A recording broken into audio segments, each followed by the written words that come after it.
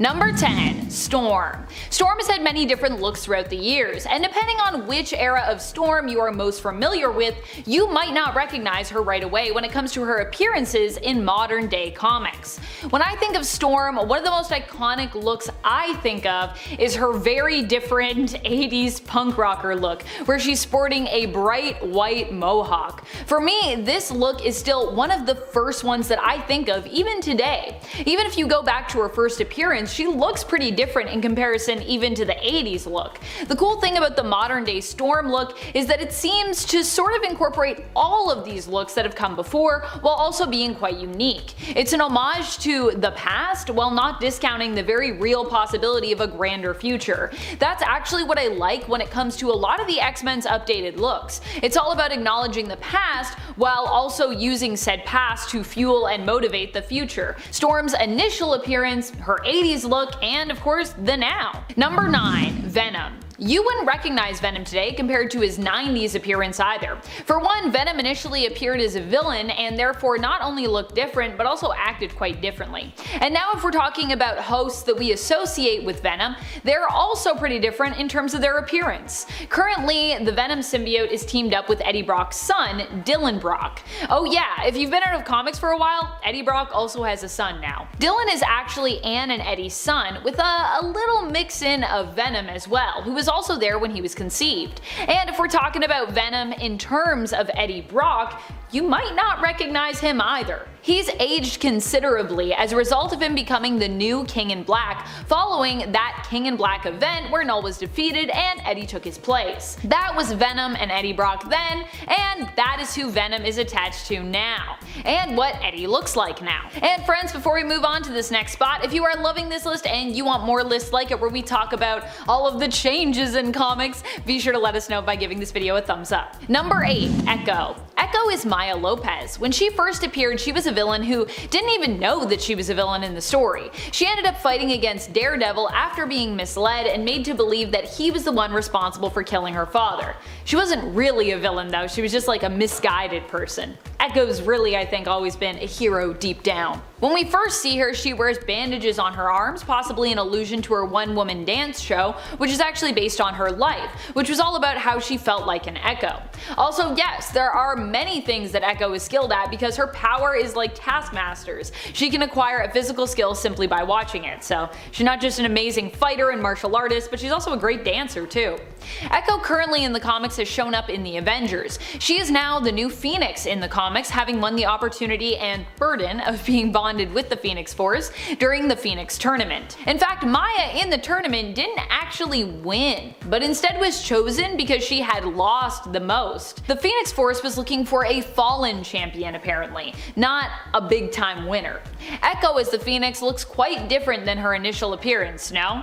I think it's like the Phoenix Flames for me. She still has those bandages though, and she's still got her face paint with her hand. Number 7. Iceman. When Iceman originally came on the scene, he had a very different look. If we go back to his first appearance in X-Men issue number 1, he was actually more like a snowman than an Iceman. Iceman in his early days wasn't quite as frozen solid and was more like an anthropomorphic but faceless snowman in battle. He didn't wear a trademark X-Men uniform, but he did put on his little black booties, which were kind of like, I guess, X-Men trademark uniform booties, because they're black and yellow, and there was a lot of black and yellow coloring with those original uniforms. This meant that Iceman was always the one who had to help Angel get dressed, as Warren had to deal with his wings, both unbinding them and then of course fitting them through his uniform holes, I imagine. We'd later learn in Marvel's Voices Pride from 2021 that Bobby was actually pretty happy to help, as he had a bit of a crush on Warren back in the day. Iceman since then has had a major glow up and appears to look like an ice prince in modern day comics. He even has cool spiky pauldrons. Spiky pauldrons. He's also had a glow up in terms of his powers too. Woo! Woo! Number 6. Hulkling. Hulkling is another hero who looks pretty different from his first appearance. He used to have a bunch of ear piercings, but I guess he can shapeshift, so it was easy for him to close them all up. I guess he was just like, I'm not into it now, and they're gone. Hulkling was much more gruff looking, I'd say, in his first appearance with the Young Avengers. However, he also had the name Hulkling. I mean, he still has that name, but I know that name has nothing to do really with the Hulk, but still, in his original appearance, he's big, he's green, and he's kind of like the Young Avengers' own version of that character, because, you know, everyone's kind of mirroring someone. Though to be fair, Teddy Altman is very much his own character and his own person, like many of the other Young Avengers. Currently in the comics, Hulkling isn't just a hero, but is also the Emperor of the Skrull/Kree Alliance, the Skree Alliance if you like, and this new role has also dramatically changed his overall outfit and appearance. He looks super cute now, not that he didn't before, of course, he's just a different kind of cute now than he was before. Also, he has totally different hair. His hair now is blonde.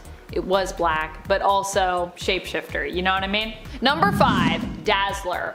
Alison Blair has had a ton of different looks over the years, and there have been countless points in her history when you may have not recognized her. If you've been invested in modern comics for some time, then Alison's current outfit is Dazzler, which she also sported in Way of X issue number 3, the morning after the Hellfire Gala, will likely be recognizable to you. However, if the last time you saw her was in, her own solo series back in the 80s, then you might be confused as to even who this character is. And if you saw her back in 2015 and were familiar with either the present or past appearances of Dazzler, or if you're familiar with that Dazzler, I really doubt that you would recognize her in the present day. There's many times when you'd be like, who is that, depending on which Dazzler you know. There has been a tendency to try and have Allison change with music trends, instead of keeping her in her somewhat, I guess, outdated disco roots. But personally, I think disco can still be a valid genre today. I still love disco, and I'd love to see her even return to that iconic silver jumpsuit. I like that Dazzler's had so many different looks, that's crazy. Number 4. Professor X. When we think of Professor X, usually a lot of us probably reflect back to his look in the 90s animated series. In fact, many X-Men fans who have seen Professor X recently would probably wonder just who they're even looking at. If you are more familiar with his appearance in the 90s, both in the animated series and in the comics, the modern Professor X might throw you for a loop. Currently, Professor X is able to walk again and happens to be sporting not a suit and, a blanket on his lap, but instead an all-black, skin-tight one piece. Also, he always wears Cerebro now, obscuring his recognizable face and his bald head. But yeah, that was Professor X then, and this is him now. Number 3. Nature Girl. Nature Girl is amazing. She's one of my favorite of the newer mutants to come out, and recently she has become a lot more metal, both in approach and in her appearance.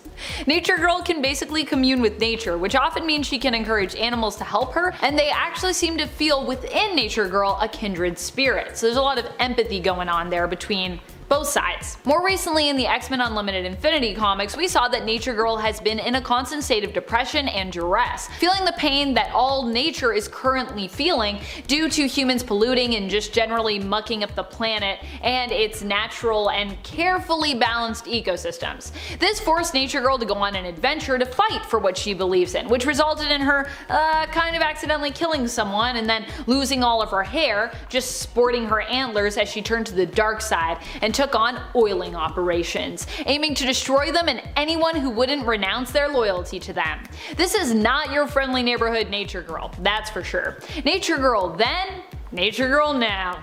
I love her new dark look though. I love both versions of Nature Girl. I think Nature Girl's awesome. Number 2. Captain Britain, or more specifically Betsy Braddock. Whether we're looking at things from the point of view as the hero mantle of Captain Britain, or looking at it from the character viewpoint of Betsy Braddock, either way, Betsy is looking pretty different now. For a good amount of time in the comics, Betsy was known for looking just like Quanon, because, well, She was kind of in Kwanon's body, or they were kind of fused together at one point. Fortunately, she has now been restored to her own body, freeing Kwannon and allowing Kwannon to take up the Psylocke mantle. Betsy then went on to become the new Captain Britain in her brother Brian Braddock's place after he was ensorcelled by Morgan Le Fay, becoming her new Dark Knight. It was up to Betsy at that point to take Brian's amulet and become the new Captain Britain until Brian could be saved. Betsy has been shattered and managed to return and is still known as Captain Britain currently, even though Brian also got free, but then Brian was like, you take it, I'm good, I'm gonna do other stuff. You don't have a lot going on right now, Betsy, so take a thing and then make it your own thing. I like it. Number 1. Captain Kate. Even Kitty Pryde's name has shifted somewhat. She's been known by a few different names in the comics: Shadowcat, Sprite, Kitty Pryde. Now, however, she prefers if you just call her Kate. Captain Kate is the Red Queen of the Hellfire Trading Company, and typically dresses in red as such. But not only that, she also typically dresses kind of piratey now. I personally love it. This is because Kate is now also the leader of the Marauders, who have reclaimed this one villainous name and are basically a pirate crew who sail the seas, bringing those mutants to Krakoa who want to be there, but who for one reason or another can't get there. They also help deliver and intercept shipments of goods as necessary. So the whole look really fits with what Kate is up to currently in the comics, but it is very different from her original or even her past looks. Kate before, Kate now. Although I will say that original outfit that she's wearing with like the red vest and like the stripy shirt, I was like, is there already like pirate vibes that were kind of carried over here? I don't know. And at 10, Jim Gordon Batman. In the wake of Batman's apparent death against the Joker, plans for a new Batman were discussed, with Powers International laying the groundwork for a Batman-inspired task force. Their first candidate chosen to model this program was Jim Gordon, of course, who was initially hesitant to fill Batman's shoes but eventually agreed. Going through intense government training and getting surgical muscle implants, Gordon was given the first model of a new Batman robot armor, which he nicknamed Rookie, and took to the streets as the new Batman. By complete chance, he ends up finding Bruce Wayne and informs him that he's taken up the reins as Batman. As Gordon hears several different reports about Bruce Wayne being found dead throughout Gotham, he works with Batman to figure out that a Batman from an alternate dark universe, known as the Batman Who Laughs, is the one responsible. Tracking him down, Gordon seeks help from his estranged son, James Jr. However, another dark version of Batman arrives and introduces himself as the Grim Knight. But it's certainly jarring to see Batman go from like this big bulky hero to the lanky and, sorry to say, old Jim Gordon. He even looks fragile. And at 9, Wonder Girl. Yara Flor from the tribe of Amazons from the Amazon is the new Wonder Woman in Future State, who, in the absence of Princess Diana, came out of obscurity from the heart of the Amazon rainforest in Brazil to protect man's world from the magic that is within it. Yara Flor is a demigod who hails not from the island of Themyscira, but from the Amazon rainforest in South America. She has a faithful winged steed, Jerry, and along with her friend Kapora, a forest guardian spirit, Yara travels to the underworld to rescue one of her Themyscirian sisters from the clutches of Hades, the Olympian god of the dead. Yeah, a sister that she's never even met before. Yara is also an active member of the Justice League, although the new rules of the Justice League forbade fraternization amongst its members as a way to protect them individually and not have to go through the same tragedy that resulted in the dissolution of the previous League formation. Wonder Woman and Superman, John Kent, ended up becoming friends. It's also worth noting that despite always willing to work with her colleagues in the League, she's not happy to be a part of it. And at 8, Superboy. Now this seems like it's cheating since there are multiple people who use the Superboy mantle. However, the one that had the most makeovers has seemingly been Con-El, otherwise known as Connor Kent, with an E, because they're not cool like I am. If you read one version of Connor and then read a couple series later, you might not realize what's been going on. This man has gone through more looks than any teenager getting ready for a date in a Disney Channel movie. Not to mention the time where he merged with Spider-Man, after Spider-Man somehow defeated him. Superboy was created by Project Cadmus using Kryptonian DNA, intended as a replacement for Superman, who died fighting Doomsday. Artificially aged to his mid-teens and implanted with the equivalent of a high school education, Superboy was set free by the New Boys Legion before he could actually be implemented with safeguards to control him. One of the boys gave him a leather jacket before he set out to the city, where he had his first encounter with a villain when he found Sidearm attempting to steal money from an ATM. But since then, he's gone through like 2 other costumes and a load of different centuries, the most recent version coming from like the 30th century. So, Yeah. And it's 7, Hippolyta. Hippolyta is the queen of the Amazons and ruler of Themyscira. She is also the mother of Wonder Woman. In the Harley Quinn animated series, Queen Hippolyta first appears in the episode Bachelorette, after being enslaved by Eris, who takes control of Themyscira and turns it into a spa resort, planning to sell it to Lex Luthor. However, Harley Quinn discovers her plan and along with her friends takes down Eris and saves the queen and Themyscira. To thank them and celebrate their victory, she throws a rager. And in Something Borrowed, Something Green, the queen appears as a guest at Poison Ivy's failed wedding to Kite Man and the old Gotham corn factory alongside some of her subjects. But the queen of Themyscira being mind controlled, that seems fairly ridiculous, okay? Even if she was mind controlled by the goddess of discord, at that point, she might as well have just been able to tell us what games our friends were playing, okay? Harley Quinn, like, they discovered her plan and took her down as a part of her bachelorette party for Poison Ivy. But if they could do that, how could Wonder Woman's mother not fight her off? Seems kinda lame. And at 6, Wally West. Wally's lightning color has shifted based on various circumstances before. After escaping the Speed Force, his energy shifted from yellow to white due to his connection to the Speed Force growing stronger. And Wally's lightning later evolved to an indigo blue cosmic energy, and this was most notable when he united with the Mobius chair. Learning his children were inhabitants of a new dark multiverse Earth created by his own fears of losing them, an Earth that Tempest Fuginot was now tasking him with destroying. Wally spent one last day with his kids, spending a nice dinner with them and giving them one last kiss before deciding to make his move, knowing what needed to be done. So he forced Tempest to promise him to get his kids to the Earth once he acted, leading Wally to sit on the Mobius chair and obtain its knowledge and power. The new godlike Wally just watched stuff and then just kind of destroyed everything. But he also realized that the chair was now infused with the power of Dr. Manhattan, and he could just do more than just sit and watch. Yeah, an omniscient Flash? That's pretty traumatic. Halfway through in at number 5, Green Arrow. Haha, you knew this was gonna happen. The Arrowverse crossover event Crisis on Infinite Earths had been in the process of setup for a while, with the previous Elseworlds crossover just being one big commercial for it basically, and the seasons leading up to it revolving mostly around what could happen in Crisis. One of these issues was the death of Oliver Queen, which shockingly was carried out in the first part of the crossover. After bringing Oliver back to life at the Lazarus Pit on Earth 19, John Diggle, his daughter from the future Mia, and Constantine all traveled to Purgatory to retrieve his soul. But when he was about to go back with them, Jim Corrigan arrives with a way for Oliver to save everyone. This turns Oliver into the Spectre, basically the most powerful being in the multiverse, giving him the powers of a god, allowing Oliver to reboot the universe with the help of the Paragons, and also stopping the Anti-Monitor from securing the destruction of all Earths. He also ended up corrupting the Speed Force by empowering Barry, which resulted in the Speed Force dying for a time,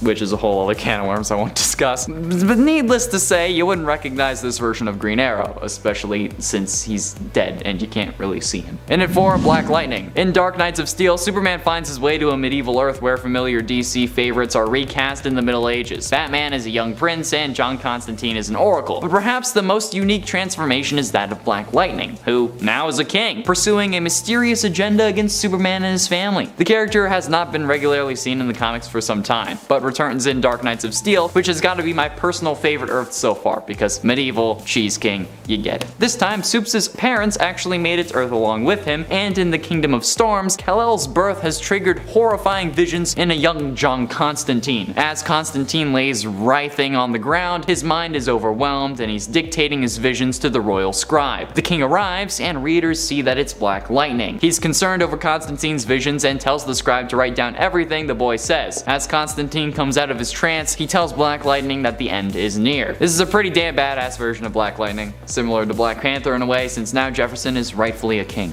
Respect. Getting close to the end, and in number 3, Wonder Woman. The Dark Knight's death metal story wrapped up early 2021 with issue number 7, and in that issue and the issue before, we see Wonder Woman at her most powerful, in a godlike form that's even more powerful than a god. As the comic puts it, quote, "She has been a god before, but at this moment she's more. At this point she has ascended past godhood and can see all of time and all realities, okay? She sees like every Earth's timeline, and she faces off against the Batman who laughs in his most powerful form as well. This fight is so intense that they hit each other through time itself. Diana here is charged with anti-crisis energy, a connective force that links all history and all lives as one story. Then she moves on to become one of the hands that created the multiverse going forward, with no walls and greater possibilities. She aids in creating the future state story we see in the next issues, and what was seemingly the centerpiece of DC 2021. So Wonder Woman becoming a god and remaking the universe, while very Oliver Queen as Spectre, still a pretty damn dramatic change. Penultimately, in at number 2, Dreamer. Nia Nal, also known by her code name Dreamer, is a fictional superhero from the Arrowverse television series Supergirl, portrayed by Nicole Maines. The character is based on and is depicted as an ancestor of the DC Comics character Noura Nal, also known as Dream Girl. She debuts in the 4th season of the series, and Nia Nal is the first transgender superhero on television. In March 2021, it was announced that Nia Nal would feature and make her comic debut in a story written by Maines to be published in a Pride-themed comic book anthology on June 8, 2021. Mostly, you won't recognize her because she was a character really created by the show, even if she was intended to be a present version of Dream Girl. Nia Nal's powers include precognition and astral projection. On July 21st, 2018, trans activist and actress Nicole Maines was announced in the role at the show's San Diego Comic-Con panel. It was also confirmed that Nia would become the superhero Dreamer and that she is an ancestor of the Legion of Superheroes member Noura Nal. Maines described Dreamer as having this ferocious drive to protect people and to fight against discrimination and hatred. She's the superhero we need right now. The character is the first transgender superhero on television, and honestly, I think that it was worth it for this list. And finally, in at number 1, Batman. Batman in Dark Knights of Steel, a new limited series from DC featuring your favorite heroes and villains as medieval knights, has made a load of changes to the character in this world. One of the biggest changes being to Batman. Bruce is the knight assigned to protect the king and queen of House L, as well as their son Cal, like how Link was assigned to protect Zelda in the story of Breath of the Wild. However, he seems to be more than just a mere man, able to withstand a banshee cry, in this case being Black Canary's cry. When it really should have killed him, he only bled from his ears. Even he was confused and worried that he had magic inside him, so he told Jor-El, who came to Earth along with his wife and son before Krypton exploded, that he should be banished for their sake. That's when, spoiler alert for the first issue, it's revealed that Bruce is really the result of an affair between Jor-El and Martha. So Batman is now part Kryptonian,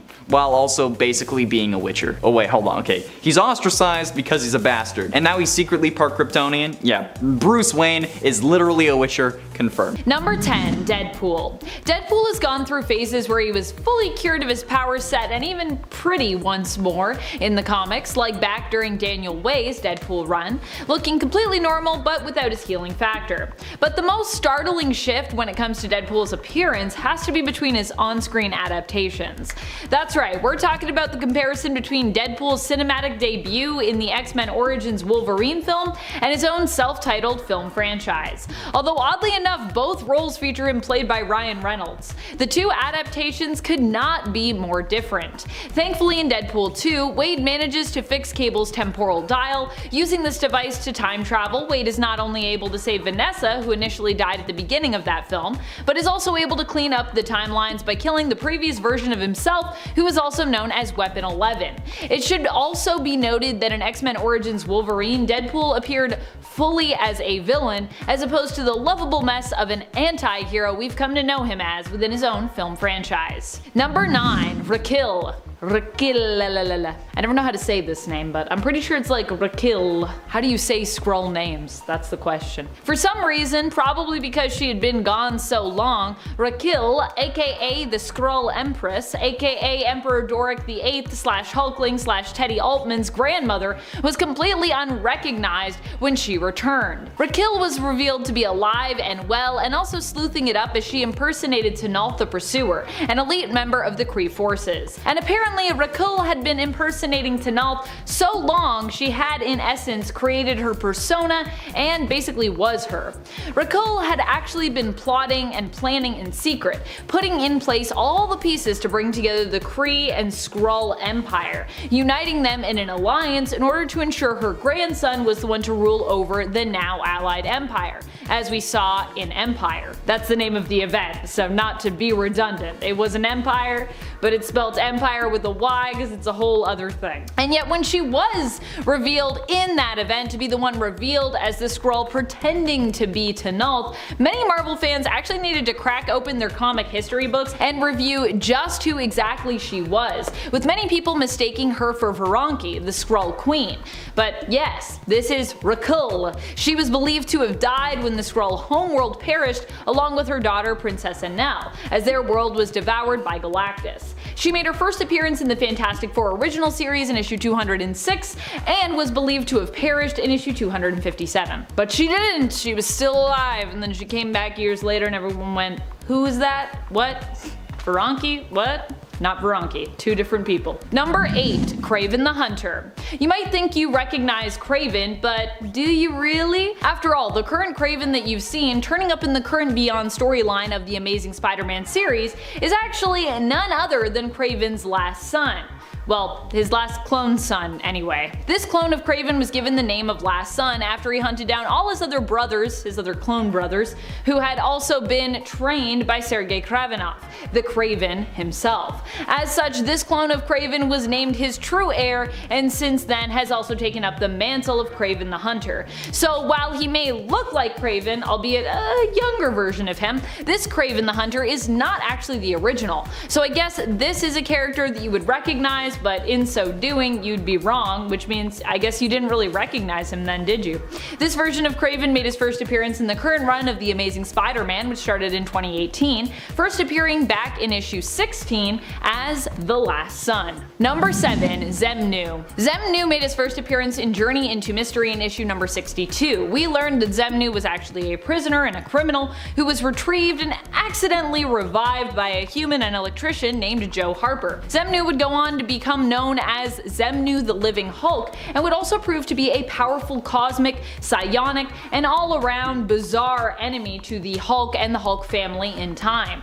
Initially, he clashed with the original superhero powerhouse team known as the Defenders. Xemnu in his first appearance has brownish or reddish fur, but currently has reappeared in the comics with white fur, making him look kind of like a space yeti. You may not recognize him because you forgot him, or because he's just so weird, or it could be just because of this change when it comes to, his overall fur color. But yeah, he's got different, I guess he dyed his fur? I don't know. What happened there? Number 6. Norman Osborn. Well, you might currently recognize Norman Osborn in terms of his appearance. When it comes to his actions and his alignment, you might not. And in modern comics, Norman has also gone through a couple dramatic redesigns and makeovers in recent history. At one point, Norman gets plastic surgery to completely change his facial appearance, reinventing himself as Mason Banks and becoming the head of Alchemax.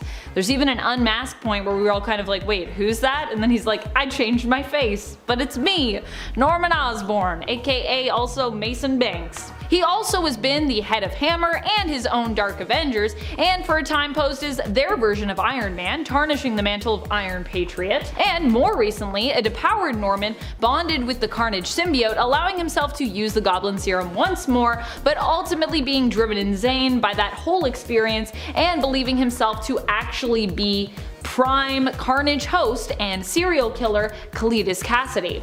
Now sane again, however, and seemingly purified by the Sin Eater, currently in the comics, Norman is on a path of redemption, having gained a new lease on life and being cured of his usual villainous intentions. Or so it would seem. I never trust Norman, but that's what's up currently. Number 5. Galactus. One villain who recently got a very mummy-inspired looking makeover was Galactus during his time in Thor's latest series as written by Donny Cates. Here in the first arc of the 2020 Thor series, referred to as Volume 6 overall of Thor, Thor takes on the immensely powerful cosmic entity known as the Black Winter. Because the Black Winter is so powerful, Thor is forced to team up with Galactus to defeat it. Unfortunately, he also learns that Galactus is actually kind of a herald for the Black Winter. FYI, that is just how powerful of a force the Black Winter is. He has Galactus as a herald. After devouring 5 planets to bolster his own power, Galactus has this power stripped from him by Thor upon this revelation. Thor leaves Galactus drained of the power cosmic, wrinkled, and de-armored, even taking Galactus's helmet as a trophy, using it as the entrance to his throne room. So while you might have recognized him previously, Galactus then got super upgraded and now is very mummified and also very dead. Oof. Number 4. Onslaught. Onslaught initially was a villain with a mysterious background. Despite the fact the powerful villain looked a ton like Magneto and seemed to pack a psionic powerhouse of abilities that echoed an evil Professor X, the character's true identity as really both of those mutants wouldn't be confirmed till after his initial appearance. When Onslaught appeared again, it was in a similar vein, and while the symbol of Onslaught might be similar, this time around when it came to the character's identity, they were even less recognizable, as it was explained that basically basically all the mutants of Krakoa were, in a way, Onslaught, and that Onslaught was able to exist through their constant resurrections. So while you might recognize the look of Onslaught when they returned, their true identity was even more of a mystery than the first time around. And their final form that we saw during X-Men The Onslaught Revelation was pretty wild as well, getting a bit of an update to match even the current character designs of what an amalgamated Charles and Eric would look like currently. I like that that version of Onslaught has like the black suit and now the tight black suit that Charles wears. It's a look. Number 3, One Below All. I think one of the biggest revelations of modern comics was learning that even a being as good as the One Above All, who is basically considered to be like Marvel God, has a dark side. The One Below All ended up being a major villain in the Immortal Hulk series, and we'd later learn that their power actually came from one of the most divine and good beings in the Marvel universe, the One Above All. The One Below All is like the Hulk for the One Above All. In other words, their darker and much more destructive other half. So while you might know the One Above All and you might know the One Below All, I bet you'd be surprised to learn that they were actually directly connected to one another. They can't exist without the other, especially given how different in appearance and alignment they both are. But this revelation was also super powerful and fitting for a series that was really all about forgiving and reconciling the darker side of the Hulk, the Hulks, and ultimately of humanity and our own individual selves. After all, we all have like a little bit of a Hulk side to us. Number 2, Killmonger.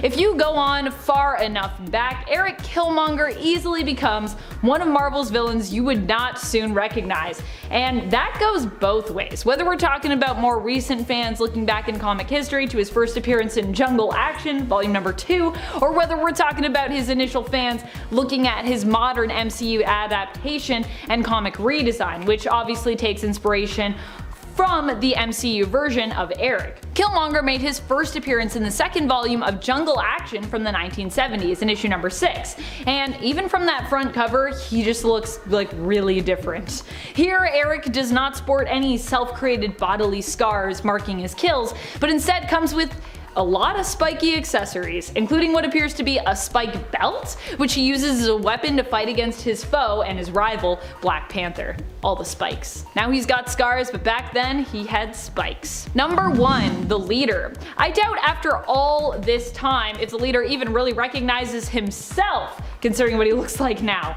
Following the events of Immortal Hulk, the leader is left no longer a supervillain, but just a guy. Throughout the course of the series, we saw the leader only grow more evil and more powerful, it seemed. He was eventually basically influenced or possessed by the One Below All, the most powerful of all Hulk-related baddies, and possibly the baddest of the bad just in general. However, after the two beings were separated from one another, Stearns was left as just a man, returned to normal. The Hulk decided to forgive the leader, and he returned back to the Earth with all the other Hulks and Bruce Banner. It's been a long time, but Sam Stearns is no longer the leader, at least not currently in the comics. I mean, he could return to being the leader at some point. Instead, Samuel Stearns is just Samuel Stearns. Number 10, Bishop. As some of you pointed out in the comments on the part 1 of this list, a lot of 90s characters, especially 90s X-Men, have completely different looks in the modern day when compared with their 90s appearances. Lucas Bishop is definitely one such character. Although he still has his M tattoo over his eye and a few details in his costume that pay homage to his original look, Bishop has definitely seen some changes, some of which might be so great that fans may not at first recognize him.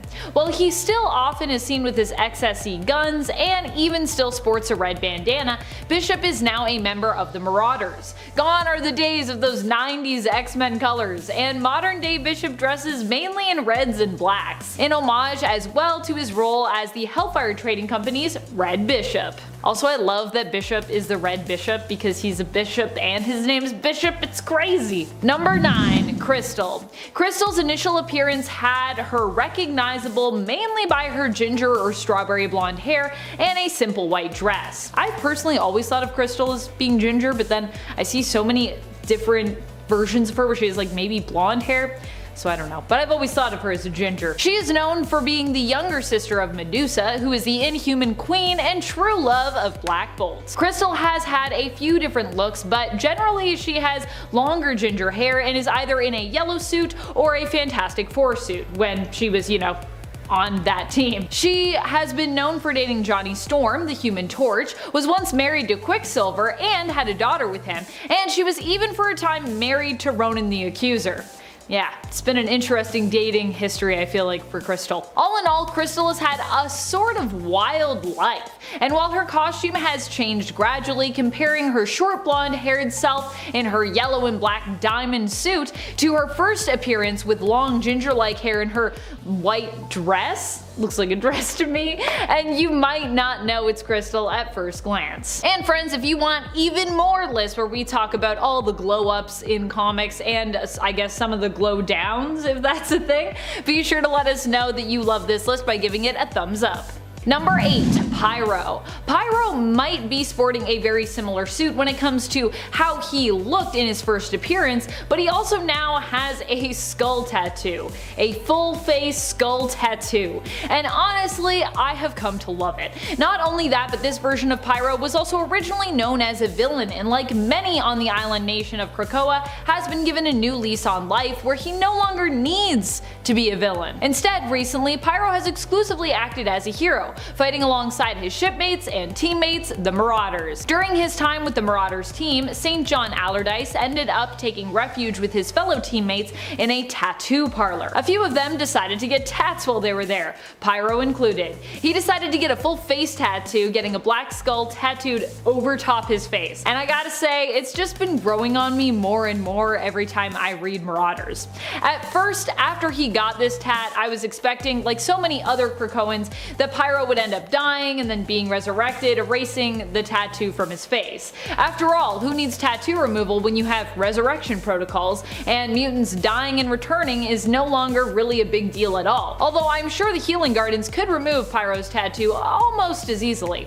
Still, he hasn't gotten it removed or died and been brought back without it yet, so while you might wonder who that is with the skull face tattoo, it seems that it's becoming part of Pyro's modern day look quite seamlessly. So maybe in 10 years from now we'll be like, oh yeah, it's Pyro because the skull face tattoo. Maybe he'll still have it. Number 7. Flash Thompson, or as he's currently known, Agent Anti-Venom. Still, it's pretty wild to think that Flash Thompson, aka Eugene Thompson, started out as Peter Parker's bully back in the day. Flash has come a long way from being an antagonist to a friend of Peter's to a full-on war hero and later superhero. He's battled alcoholism, became an amputee, and even traveled into space where he fought alongside the Guardians of the Galaxy. If you only knew Flash from his first appearance, or vice versa, you only knew him from modern day comics, you'd probably be shocked to see just how different the character is, how far he has come, and how much he has grown and evolved. He even became such a popular character among fans that he got to join the Resurrection Club, being returned to life recently after dying during the fight against Red Goblin. Number 6. Cable. In recent years, Cable has had a completely new look, considering that his old version died and was replaced with his younger version. Of course, his older version has since returned, but there was a good amount of time there in the comics when you might have been confused as to just who exactly you were reading about. Is Kid Cable meant to be Nathan's son, you might have thought, or is he some like de-aged version of Nathan Summers? Well, the latter is the correct assumption if you made it. Young Cable actually hunted his older self down, in essence completing his time loop. But of course, the old man still existed out there, and if you went to the right point and place in time, he would still be living earlier portions of his life. As such, we were able to bring Old Man Cable back in the comics, and young Cable actually realized that he would also have to leave and let the old man basically take over, as while he thought he knew it all, young and all, that's what young people usually think. They think they know it all. It turns out he still has lots to learn. Honestly though, I love both versions of Cable, and I wish that old Cable could team up with his younger self on more occasions. I want like a Kid Cable and Old Man Cable team up comic. Number 5. Speedball, or as he was known for a good amount of time in the comics, Penance. Robert Baldwin initially got his powers after a lab experiment went awry. After being exposed to extra-dimensional radiation, Robbie found that when he was the target of a certain amount of force, his body would transform. Instead of him being harmed from said blow, he would produce a protective barrier, causing him to become basically like a human bouncy ball. He could use this energy to then shield others, blast opponents, or to even halt speeding projectiles in midair. Speedball would later join the New Warriors, warriors. However, later on, he would be part of an incident at the center of the First Civil War, where 612 civilians were killed, including 60 children. This would prompt him to change in appearance and in mindset, becoming Penance, a spiky armored version of the character who had internal spikes in his suit to remind him of all the victims lost, as he felt personally responsible for their deaths. Speedball has since returned to his original appearance, but it has taken him time to recover both physically and mentally from his time as Penance. And he's kinda still on that road to recovery. He was Penance for a long time. Number 4. Angel. Angel is another mutant superhero who has gone through a ton of different looks in life. Most notably was his shift from having organic wings to techno-organic wings after he lost his organic wings when he became one of Apocalypse's horsemen. The crazy thing is that while Angel seems to appear as mostly his original version, there are times where you might be confused with him as to who is who, as he seems to kind of alternate right now in modern comics between his original form and his techno-organic form, Archangel. As far as I can tell, this hasn't been fully explained yet in the comics, though it has been acknowledged that this happens in a similar manner to his X-Corp partner, Monet. That is, when he gets more emotional or gets more angry, his techno-organic form seems to come out. This was alluded to at the end of issue 2 of X-Corp, their Hellfire Gala issue. And if there have been more explanations on this and I missed them, please feel free to tell me what issues I should in-depth read, because yeah, I feel like there's little details, but we haven't gotten like a full, here's how it is, let me break it down for you. Number 3. Nick Fury. While Nick Fury does look very different in modern day comics in comparison to classic comics, it is important to note that technically these are 2 different characters. Well, technically these are kind of like 3 different characters. Or 4 different characters. There's a lot of characters. The version of Nick Fury we saw in the MCU was actually inspired by the version of the character from the Ultimate Universe, who, fun fact, was also inspired in terms of appearances by Samuel L. Jackson, the very man who would end up playing him. In fact, a lot of the MCU characterization and even stories are inspired by the Ultimate Universe, the alternate reality of 1610, and the stories that went on there. The original Nick Fury of Earth 616 was actually a white man, but he would inevitably be replaced by a 1610 inspired alternate Fury after the original Nick Fury of 616 ended up kind of being transformed into a Watcher. The 1610 version of Fury and Samuel L. Jackson's take on the character would then be adapted for Earth 616, the main comic book continuity, and that's how we would get Nick Fury Jr., who is the son of the original Nick Fury from the comics and looks a lot like Jackson's 1610 inspired version from the MCU. See what I mean? There's lots of Nick Furies. People are like, Nick Fury changed, and I'm like, Nick Fury didn't change, there's just a lot of characters that came together. Number 2. Beast. Beast is one character that has gone through a massive amount of change since we first met Hank McCoy, the lovable vocabularian, scientist, and the X-Men's most bouncy team member, Beast. Back then, Hank was just a relatively large man with enormous feet and enormous hands, but his mutation continued to progress long after that first appearance, changing when he ended up forced to take a serum that he had created based around the hormone that causes mutation. As such, he mutated even farther, which became permanent after he didn't take the antidote quickly enough to thereafter revert the effects. This meant that Hank was now permanently even more muscular, agile, and now completely covered head to toe in gray fur. From there, his fur would become more blue, and over the years his appearance has become borderline lion-like or even kind of cat-like at times. Number 1. Star-Lord. Considering how much Peter Quill has changed with each era of comics, it could be hard for fans to recognize him in modern day. Once again, his appearance and power levels have changed so much. In his initial appearance compared to his modern look, he's basically unrecognizable. And if we go even farther back to the Peter Jason Quill of the 1970s, the Star-Lord of Earth 791 now, he is completely different. It should be noted though that shortly after the main continuity version was introduced in Thanos issue number 8, which came out in 2004, he was shortly after pretty radically changed when he appeared a few years later in Annihilation Conquest from 2007 to 2008, which is pretty much the version of Quill roughly that we have today.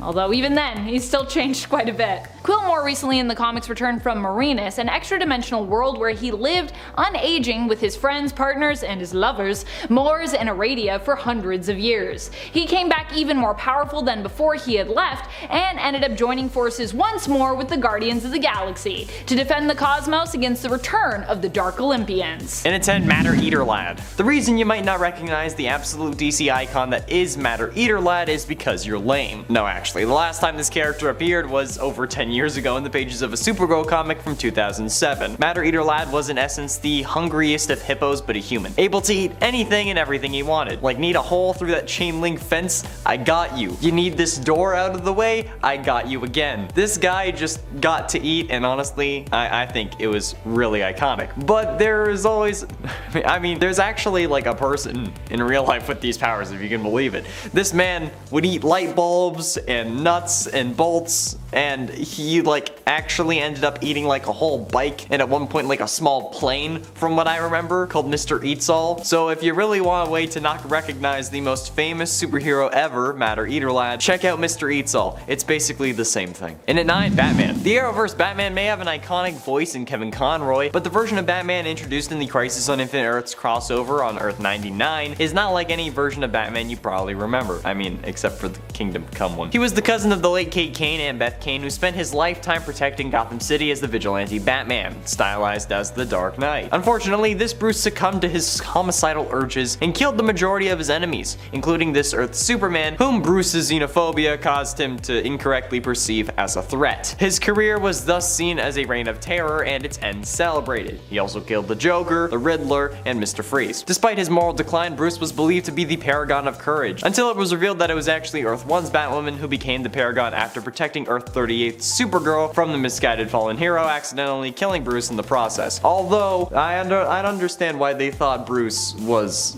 the paragon of courage, because, you know, he took on Superman without any powers, which realistically should have gotten him killed. And at 8, Elongated Man. In the pre-Flashpoint timeline, Ralph was one of the 17 people who lost his life during the Star Labs particle accelerator's explosion. However, he reappeared alive in the post-Flashpoint timeline, gaining his powers due to exposure to dark matter from the Speed Force when Barry's team got him out of the Speed Force prison. Using these powers, Ralph joined Team Flash and began acting as a meta-human vigilante and superhero, initially referred to by the media as the Stretchy Man, but shortly thereafter being named Elongated Man. Well, while his powers may have all been a part of DeVoe's plan, the prototype suit that Ralph wears certainly wasn't, since this is one of the most cringily horrific suits in the entire Arrow multiverse. I mean, like, that was the point of it. The characters even ended up making fun of it in the show, but that doesn't excuse the fact that if you saw this suit and were a fan of Elongated Man, you'd still have no idea who he was. Not to take into account the majority of casual fans who might watch the show who wouldn't know who Elongated Man is to begin with. And at 7, Batwoman. Okay, so this is a bit of a cop-out, but hear me out, okay?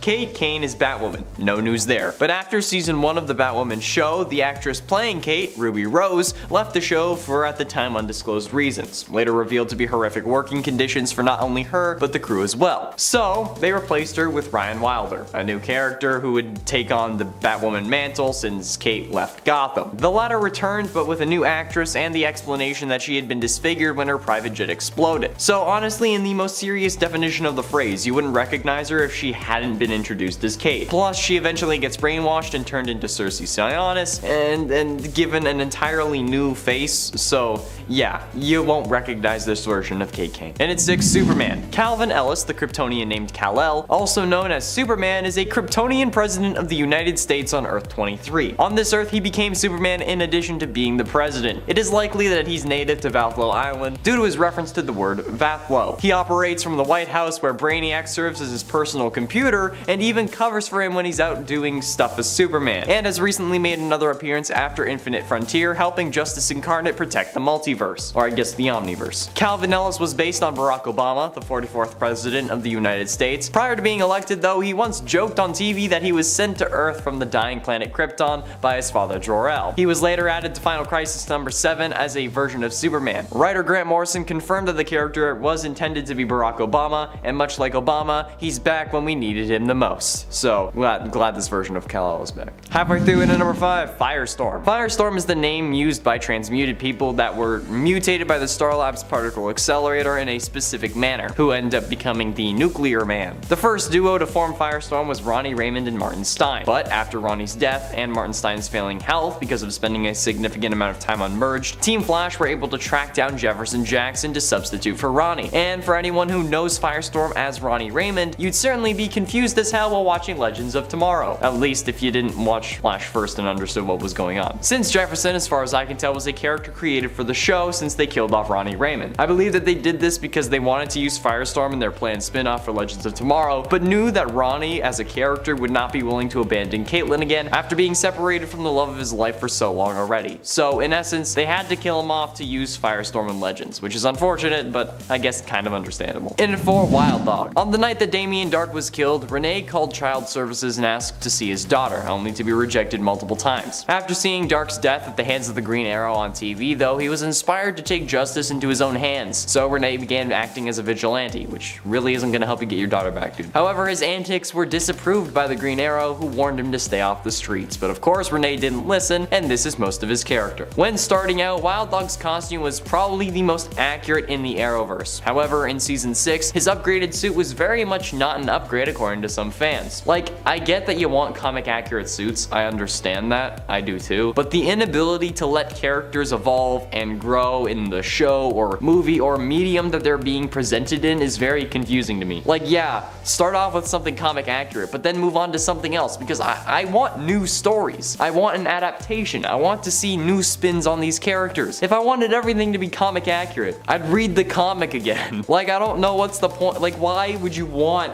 so many things to be exactly the same? Why don't you just want cool stories, like more things that these characters can do that doesn't rely on any of the previous history? I liked his season 6 suit and was disappointed when he actually went back to his original one. However, that was in part due to his equipment being locked up after being confiscated by the FBI. So they made a good reason in universe as to why he went back to his old one, but it seems more realistic that he'd have the other one, because, you know, a jersey isn't really bulletproof. Getting close to the end, in number 3, Green Lantern. First appearing in Far Sector number 1 from January 2020, Sojourner Jo Malign is a member of the Green Lantern Corps. She's assigned to a sector so far from O that she's not sure if it's even been numbered, and she just refers to it as the Far Sector. After the first 2 months that she was at City Enduring, Jo had a relationship with Sins of the Cliffs, a Nah female, which didn't work out very well and they preferred to continue as friends. And she recently became involved with Marth of the Sea, a Nah male. Jo is also a reader of the website Tales of Our Own, a parody of the fanfiction site of Our World Archive of Our Own.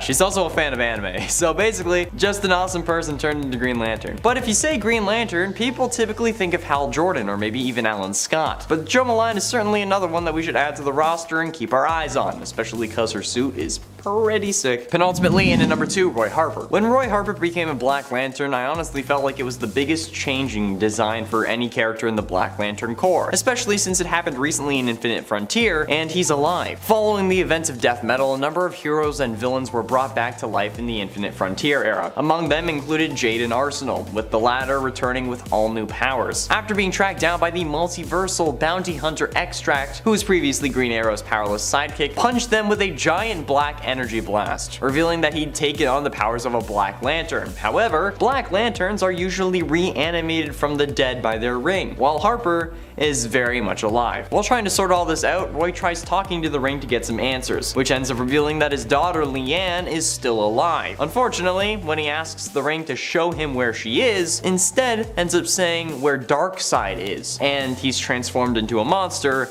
and changes, his symbol changes to like an omega symbol like Darkseid, and then he flies off. And finally, in at number 1, Swamp Thing. The new Infinite Frontier version of Swamp Thing is certainly something else, and it's really interesting. Known as Levi Kamei, after visiting his home and family in India, Levi grew connected to the green, becoming the new Swamp Thing. He's still learning to grasp his power and what it means to be the avatar of the green, but holy shit, his appearance is one of the most nightmarish Swamp Things I've seen. He's like the Hellspawn version of Swamp Thing. Like Black Lantern Swamp Thing, but still green. Yeah, and like kinda like that. Just like, Jesus Christ. If I hadn't been told that this was Swamp Thing, I would actually kind of have no idea. I would think that it's something that like Swamp Thing spawned, or like a hell version of Swamp Thing. Like, it's actually horrifying in the stuff of nightmares. I used to make a lot of top 10 scary lists for top 10 gaming. Now it's all just FNAF. But this is probably the scariest thing that I've had to talk about on this list, or in a list in general, for a very long time. Except for William Afton's constant resurrections, but I'm sure none of you care about that. I know I don't, so I can only imagine how annoyed you are by me bringing it up. That's right, you thought you were safe watching Top 10 Nerd? So did I. But no, it's taken over my life, and that means that you have to deal with it too.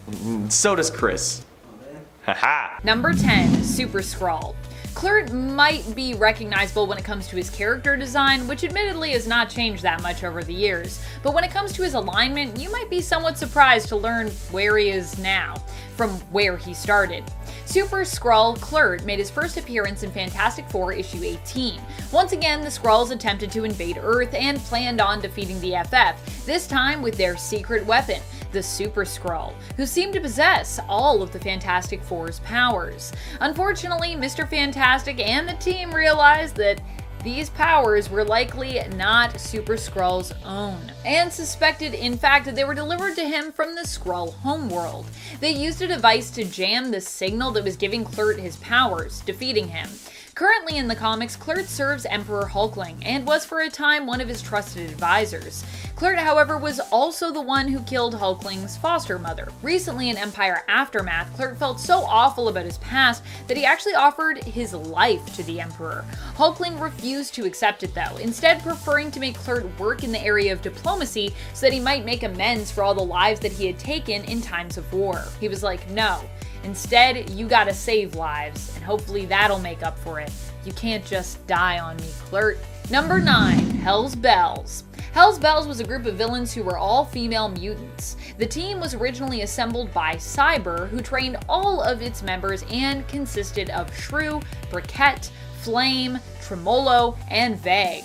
When Shrew betrayed them by testifying against them in order to get immunity for herself, the Hell's Bells banded together in an attempt to get revenge on her for betraying them. Eventually, they would be successfully taken into custody by X-Factor. Following the events of M-Day and Decimation, all team members save Briquette found themselves completely depowered. They still have operated as criminals in the comics, appearing in the Children of Adam series most recently, but they were a lot less scary because they had to rely on equipment and gadgets in place of, their own powers. Even without their powers, the team mainly stuck together though, minus Briquette and obviously Shrew. And friends, before we move on to this next spot, if you are loving this list and you want even more lists about Marvel villains you might not recognize or something in that realm, be sure to let us know by giving this video a thumbs up. Number 8, Silver Samurai. While Silver Samurai looks much the same in the comics as he always has, not every iteration of him has been so recognizable. We've seen him turn up here and there on Krakoa recently. He seems to enjoy watching and participating in the friendly single combat matches in the Quarry, and in modern comics, he's recognizable. But how about in modern film? Well, Silver Samurai might not be a main character in Fox's mutant universe, but that doesn't mean that he doesn't exist. He actually made an appearance in the 2013 film The Wolverine. But although here he also seemingly looked the same, when it came to his armor at least, he couldn't be further from his comic book counterpart in actuality. That's because Silver Samurai here was an adamantium robot whom Wolverine had to battle against. Yeah, they made Kennyukio Harada robot armor. He was at least piloted by Ikiro Yoshida, who is obviously that film's version of Ken's own father in the comics. So, at least there was a little bit of a thing, but still, he wasn't even a person. He was just robot armor. Like, rude. Ken is a whole person, okay? It's not just armor. Number 7, Forearm. Forearm is Michael McCain. Originally, Michael was part of Strife's Mutant Liberation Front. He was one of the founding members, but would end up defeated by those that fought against him. Despite generally being on the side of the villains, Forearm was also welcomed onto the mutant island nation of Krakoa, where he could have a fresh start for himself. He accepted the offer and would end up joining Sword and being seen as a member of Magic's Dark Riders, who I think should get their own book. However, on Krakoa, he looks a bit different from his initial appearance, where he decidedly was showing a lot more forearm and had much less shirt. Forearm's mutant power is that he has 4 arms. Get it? Get it? He has 4 arms. And now he wears shirts. Good for you, Forearm. Good for you. Although you can also not wear a shirt. You can not wear a shirt if you don't want to wear a shirt. Like, I'm not going to pressure anyone to wear shirts if they don't want to, or vice versa. I'm not going to pressure anyone to like not wear a shirt if they're like, I like my shirt, let me keep my shirt. But I do like his new design as well. His new outfit is pretty cool. Number 6, Thanos. Thanos might look very similar to his initial appearance in the comics, and also looks quite similar on the big screen, but he's seen a pretty big change when it comes to what he's up to recently. In the comics, that is. In the MCU, he's mainly dead and gone, but there is a chance perhaps that he could return. Who knows? Not only have we now met Star Fox or Eros in the MCU, but in the comics, Thanos has become the new Prime Eternal, and as such, their new leader. That's right, this guy just went from being the baddest supervillain around to leader of a superhero team. Although we'll have to see where the Eternals' alignment is in the comics following the events of Avengers vs. X-Men vs. Eternals War, because that's probably gonna be crazy. Also, I don't even know what the Eternals is really doing in that mix, but I'm here for it. I'm here to check that out. Number 5, Rhino. Rhino was given a completely new look for his appearance in the second Amazing Spider-Man film.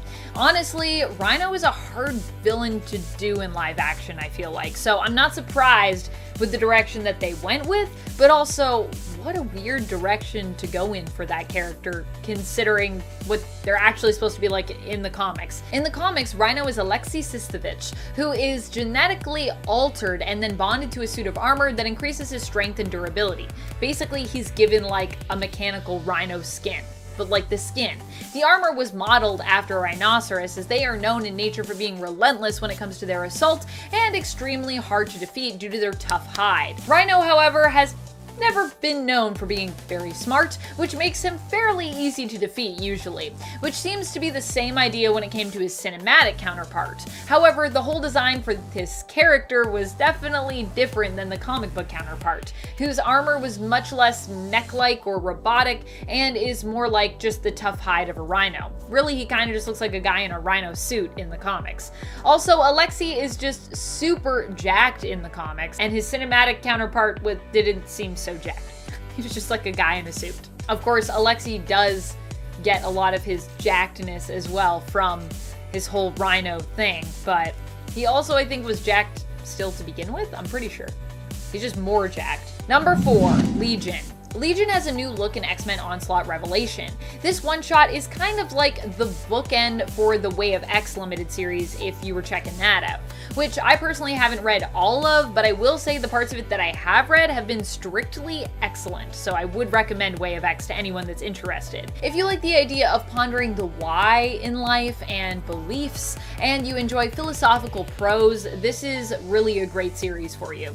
In Onslaught Revelation, Nightcrawler, Legion, Pixie, and Dust come together to try and defeat the resurrected Onslaught, who has been slowly returning with each resurrection, residing as pieces in the minds of all mutants. In order to help in the fight against Onslaught, Legion makes his mind a safe space for all mutants to come through, in essence also fully connecting with Krakoa and kind of becoming a sort of hive mind if necessary. As such, he gets a redesign, though he still gets to keep the wild shape of his hair that we've all come to recognize so well, and that I've really come to love. Legion, moving forward after the defeat of Onslaught, will also keep this look as he becomes the newly created religion's church. That's right, Legion is the church. He's the building. In essence, people can come into his mind to worship, find community, and seek sanctuary. It's like a nice safe space for people to come and just like be and feel good. It's awesome. I love that Legion is the church. I just think that's great. Number 3, Donald Blake. Donald Blake ended up becoming a villain recently in the comics, which is a pretty big change for a guy who was once also the mighty hero Thor. Donald Blake used to be Thor's human form, but in reality was kind of his own person, or he kind of ended up becoming his own person. He was created by Odin to be a human host for Thor, but after Thor died at the hands of the serpent, Blake became separated from Thor and became his own separate entity. Eventually, he would end up going to the Enchantress for help, only for her to use him to make her own villainous creature referred to as the Keep. Basically, she killed Donald Blake and then used his blood to make the Keep, and we haven't seen the Keep in a while, but I'm sure he's out there somewhere. After Amora and the Keep were defeated by Thor, Blake was laid to rest, living on as a disembodied head in a dream world that was crafted for him. Well, living on as a person in the dream world, but he was just a disembodied head. But he was asleep, so he was dreaming. Eventually, though, Blake came to realize that this world wasn't real, and awoke from his dream, seeking revenge on all Thors across the multiverse for what had happened to him. And don't worry, he wasn't just a head then, he had a body then. He would end up being defeated by 616 Thor in the end, and then made into the God of Lies, as per Thor's brother Loki's suggestion. Thor was like, what do we do with this guy? We shouldn't kill this guy.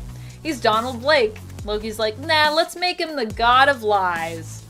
Seems to fit considering everything Donald Blake has been through. Number 2, Taskmaster.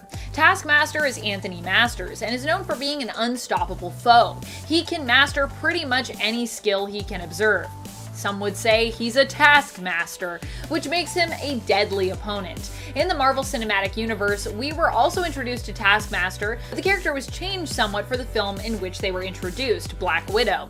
Instead, Antonia Dreykov, the daughter of General Dreykov, the man behind the Red Room, was Taskmaster. When Black Widow left the Red Room and became an Avenger, she believed she had killed Dreykov, sadly also having to kill his daughter, who basically led them to their target.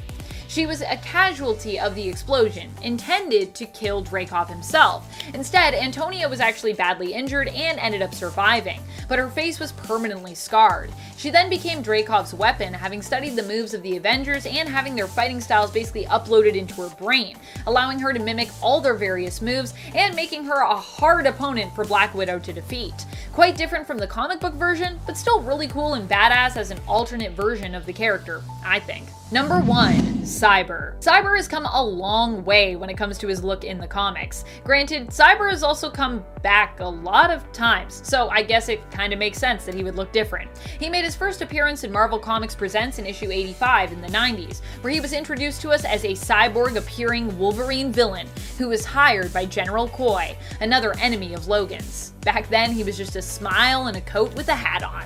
Currently, however, his design is much different, and he doesn't even go by the name Cyber anymore, instead being known as Hornet in the comics in his newest body. At number 10, we have Dreamer, or Dream Girl, who doesn't quite resemble the way she used to appear in the original comics. That's because in the CW series Supergirl, Neuronal is now Nia Nal, and aside from her costume making a decent change, the character is actually quite different as well. Most notably, Dreamer is known to be the first transgender superhero to appear on TV, played by Nicole Maines, who is herself a transgender activist. But that's not all. The character is also quite a bit younger, and I mean, her hair isn't even blonde anymore, which I think is fair to note. She doesn't look quite the same. But either way, from the name change to the costume change to even an entire color palette shift, Dream Girl, now Dreamer, has metamorphosized into someone completely different. At number 9, we have Elongated Man. Not the most widely popular superhero to begin with, Elongated Man takes a rough turn in the Arrowverse when his costume is entirely reimagined in The Flash in one of the worst ways possible. Although he's sort of played off as a joke character in both the comics and the Flash series, it's still sad to see such an unimaginative portrayal of any hero, really. Although Ralph Dibny is mostly out of costume, he becomes known to be the worst dressed within the narrative of the show as well, throwing more oil on the fire of Elongated Man's memeability. But even aside from the costume, the character just appears much less boisterous than he typically does, with a younger disposition and somehow a down-to-earth vibe, even though he's Elongated Man. At least in the way that he appears serious while he's in costume, a total departure from the goofy, exaggerated image associated with Elongated Man in the comics. At number 8, we have Swamp Thing. This newer version of the character from Infinite Frontier is just insane. With the new host Levi Kamei, Swamp Thing takes a whole new turn in how he's presented. Well, not entirely. To be be fair, Swamp Thing has always kind of been this big, nasty green monster, but something about this modern depiction of how the green takes over Levi's body turns what used to look like a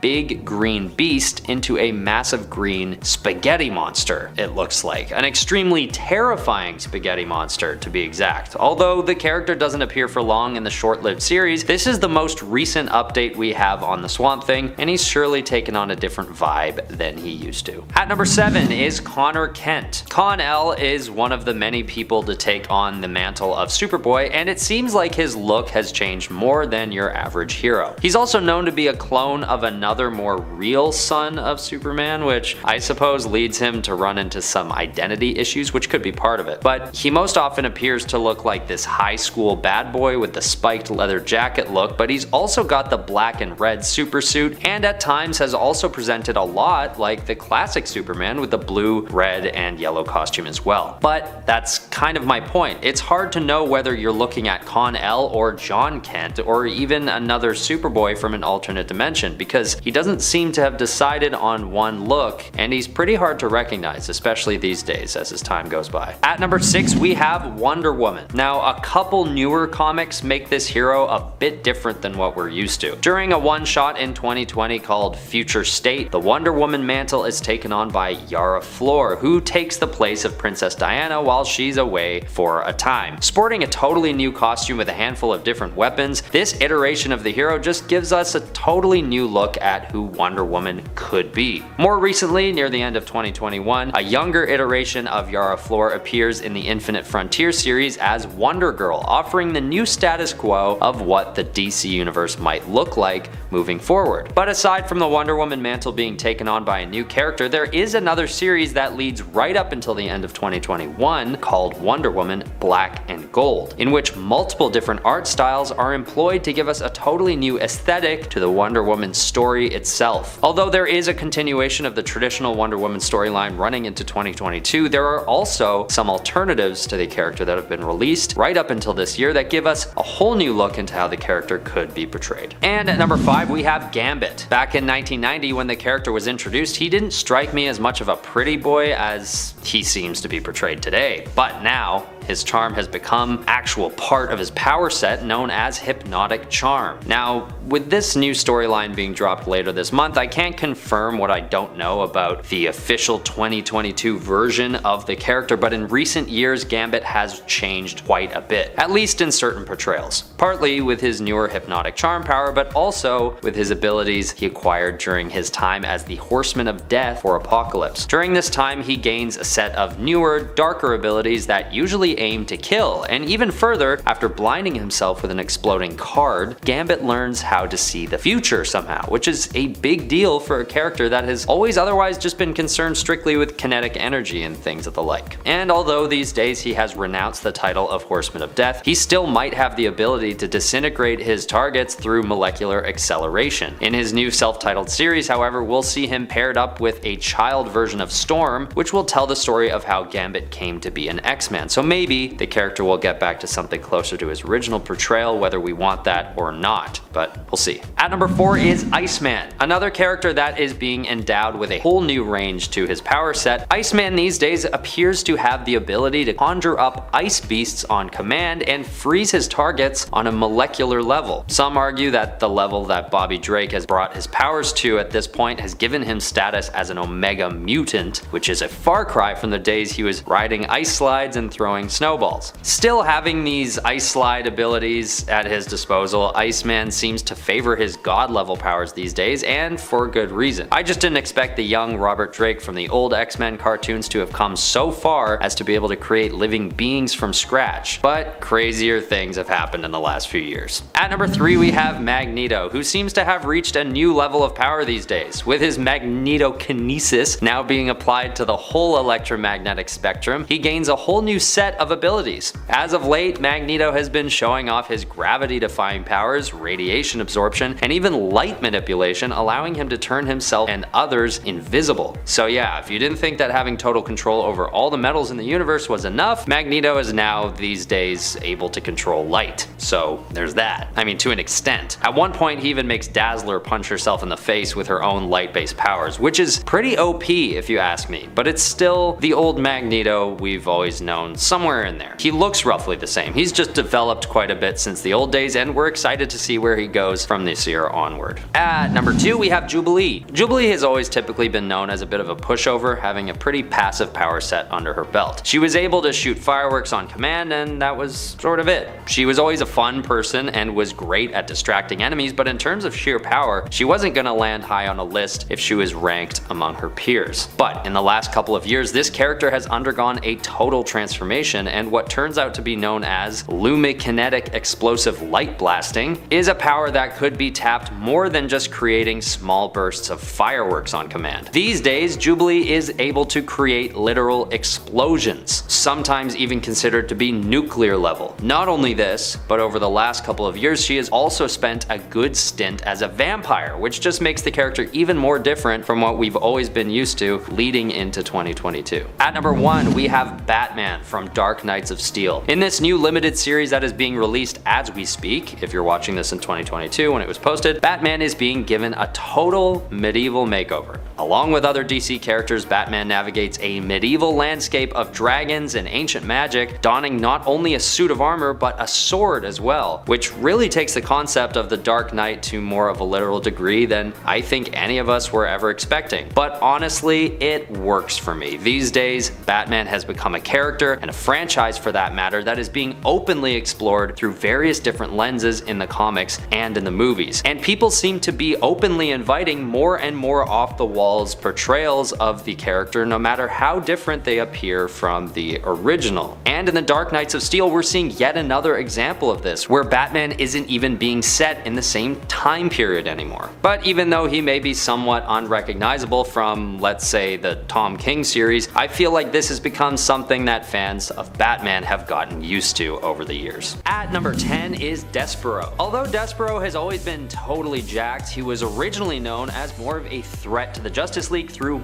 mind manipulation. During the Silver Age, he would only typically use his telepathic powers before anything else, but these days, it's a different story. Although these changes did start to take place way back in the 80s, the character has come a long way since the days when he would sit on his throne and twiddle his fingers most of the time. Now, he seems to do a lot of the grunt work himself, even looking larger in size these days than ever before. And even outside of the comics, Despero's appearance in the Arrowverse offers a totally different look into the villain. He takes on a human form for much of the time, who is, well, let's just say he's not as big as Despero, nor does he have much musculature to him, no offense to that actor. Nor does he have a third eye or anything that a comic book fan would expect, and when he's in proper form, he just seems a lot less demonic and cunning, more like Hellboy's very serious detective older brother, or something like that. At number 9, we have Anton Arcane. The penultimate villain to Swamp Thing, Anton Arcane has always been a threat as one of the most prolific evil scientists in all of DC. But when Swamp Thing finally kills Anton during one of their many confrontations, back in 2016 I think, the villain goes to hell and basically becomes a demon. Having been a pretty tame foe for most of the Swamp Thing comics, Anton Arcane's physical changes have made him almost unrecognizable now that he's a demon. And what's worse is that he continues to bother Swamp Thing and his niece Abigail, but now with the added demonic powers in mind. So he's changed quite a bit, both in looks and power set. At number 8, we have Psycho Pirate. The way that this villain has changed since the Infinite Crisis event is unmatched. Although he looks relatively the same, he's gained such a power boost that he now works with the likes of Darkseid and Alexander Luthor. After surviving the crisis, he comes out on top, getting his hands on what's known as the Medusa Mask. And what this helps him do is basically summon beings from the old multiverse, which, as you can imagine, is a very powerful ability, especially directly following the event itself. And even though he's been killed by Black Adam during the events of Blackest Night, Psycho Pirate's corpse is brought back to life as a Black Lantern. And as you can imagine, this gives him a whole new look and increases his power level. He loses the Medusa mask in this ghoulish form, but even without it, he appears totally different than how we're used to seeing him. At number 7, we have Doomsday. The primary change with Doomsday isn't something that's been gained, but something that's been lost. A very notable power of his, actually, and that is his hyper adaptability ability. In fact, I would even argue that this was his main power, and what it meant was he could learn from past losses in battle and change his physiology to prevent himself from being killed in the same way twice. I don't know why this has been dropped, because aside from it being the defining characteristic of Doomsday, it was just a really fun ability to watch because it made every encounter with the villain a new challenge for the heroes, which would ultimately make for an exciting read. But for whatever reason, this power has basically been left in the dust, making Doomsday that much less unique from any other Bruiser type villain, at least in my opinion. At number 6, we have Dr. Octopus. Something that the less avid readers may not know about this villain is that he's been going back and forth between heroism and villainy for some time now. And not only that, Otto Octavius has recently taken on the mantle of Spider-Man, donning the superior Spider-Man armor outfitted with the mechanical arms and everything. He's also been taken over by Venom recently, as well as the Carnage symbiote. Although he's known to be back to his evil ways and his classic suit in 2022, there is no telling if he'll jump back into the Spidey suit once more. He's already gone back and forth a number of times, even in the last few years, so I wouldn't be surprised if he did it again. At number 5 is the Green Goblin, aka Norman Osborn. As if this villain wasn't enough of a contender for Spidey to deal with before, he actually takes on the Carnage symbiote, turning him into the Red Goblin, as mentioned before. This makes him nearly unstoppable, forcing the good guys to employ anti-venom on him in order to take him out for good. And even though he has since gone back to being the Green Goblin, the character takes another turn that makes him unrecognizable from his past self during the events of Kindred Rising. And by unrecognizable, I mean that he's now working with Spider-Man. When Sin Eater cleanses Norman of his sins, his allegiances change and he becomes a hero. At number 4, we have Dr. Doom. These days, Dr. Doom has taken on some pretty unstoppable powers that some would even describe as being godlike. Big fans of Victor Von Doom might have expected him to reach a point like this at some point because of his insatiable hunger for power, but as of 2022, he's already surpassed at least my expectations of what he was capable of. Although they haven't stuck around until the time that we're posting this, he has taken the powers of the Silver Surfer and even the Beyonder, giving him a whole new mantle of God Emperor Doom during the Secret Wars storyline. Just for scale, this gave Dr. Doom the ability to piece together broken pieces of the universe after the multiversal collapse. And that's a pretty crazy glow up if you ask me. And even if he doesn't hold quite that much power these days, having had that ability has changed the character forever, if you ask me. At number 3 is Darkseid. Originally introduced as a nearly unstoppable supervillain and one of the most powerful in the whole DC universe, Darkseid's powers have been dumbed down quite a bit since then. Although he appears the same, his immense power level just isn't the same these days as it always was. For example, his eye beams were originally meant to kill his targets in one hit, but these days, they don't by any means take out their targets in one hit. He used to be almost unbeatable, but it seems like heroes are making easier work of him than ever as of late. This is probably a result of him appearing more often in the comics, because if he'd kept his same unstoppable status, his appearances would have to be regulated, or else our heroes would be out of commission in the blink of an eye. At number 2 is Anti-Monitor. Another case of a villain getting nerfed. Anti-Monitor's gotten it bad these days. If you thought Darkseid got taken down a notch, just think how much room there would be to do the same with Anti-Monitor, because he is, after all, the most powerful being in the DC multiverse. Just to get an idea of what I mean, back in the day, Anti-Monitor takes out multiple universes alone before he reaches ours, and then once he does, it takes a hell of a lot to take him down. In fact, it became one of the most notable moments in all of the DC comics when they did, because it was so difficult. But when he returns from his defeat and joins the Sinestro Corps, he just seems to be in a totally different echelon of power, a lesser one.